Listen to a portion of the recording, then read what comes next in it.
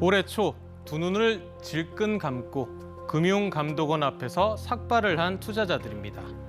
홍콩 H지수를 기초 자산으로 하는 주가 연계증권 ELS에 투자했는데 막대한 손실을 봐 피해 보상을 요구하는 겁니다.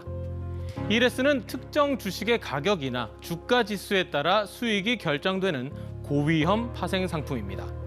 홍콩 ELS 가입자는 약 10만 명, 판매 잔액은 지난해 말 기준 39만 6천 계좌, 18조 8천억 원에 달할 정도로 인기였습니다.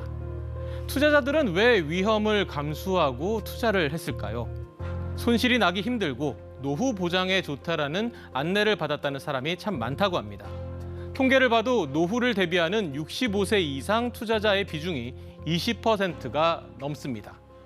금감원에 따르면 판매사들이 무리한 실적 경쟁으로 불안전 판매를 한 것으로 확인됐는데요. 홍콩 ELS 예상 투자 손실이 약 6조 원에 달하는 가운데 금융감독원이 손실배상 기준안을 발표했습니다. 손서영 기자입니다.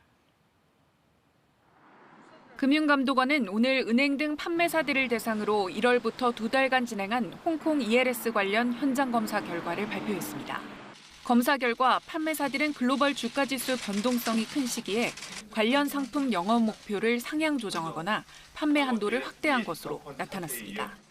대리가입이나 고령 투자자에 대한 설명 의무 위반 등 불안전 판매 사례도 다수 적발됐습니다.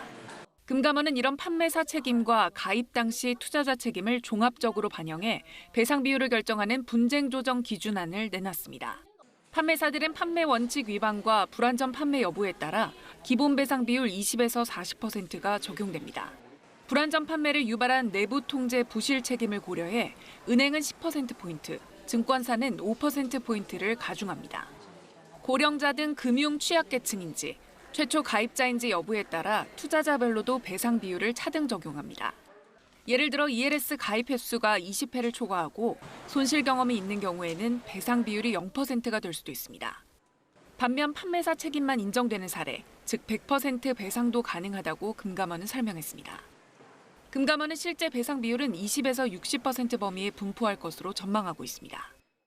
대표 사례에 대한 분조회를 개최하는 등 분쟁 조정 절차를 신속히 진행할 예정으로 각 판매사는 이 조정 기준안에 따라 자율적으로 배상을 실시할 수 있을 것입니다. 다만 자율 배상 기준이나 금감원의 분쟁 조정 절차 모두 강제성이 없는 만큼 판매사와 투자자가 합의에 이르지 못하면 법적 소송으로 이어질 가능성은 여전히 남아 있습니다. KBS 뉴스 손서영입니다.